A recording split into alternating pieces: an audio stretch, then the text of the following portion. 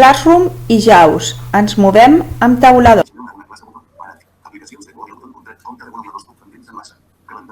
Vale, espera't, atura't. Vale.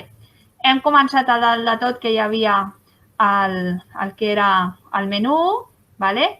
Després hem anat al més i t'ha dit afegeix-me a una classe, vale?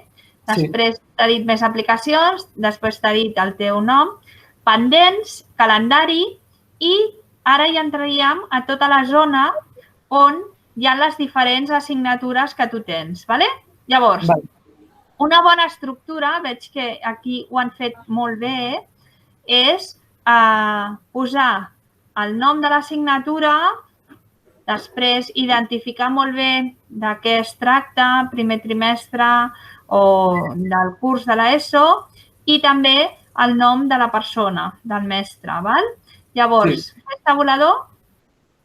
Accions de la classe, botó de menú, pulsa estació, tasca 2, punts de la revolució industrial, pensament divendres enllaç, obre el teu treball, cometes socials, 4 punts, cometes enllaç, obre la carpeta de la classe. Vale, i atura't.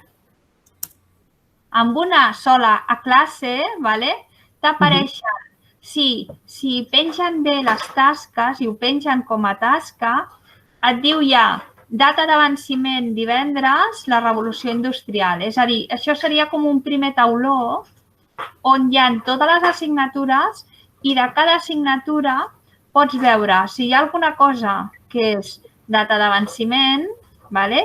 Després també et diu tira un enrere, un xift enrere. Vale. Això seria per anar directament a la zona de treball, vale? I la següent és la carpeta, que seria la carpeta de les assignatures, d'aquesta assignatura. Vale?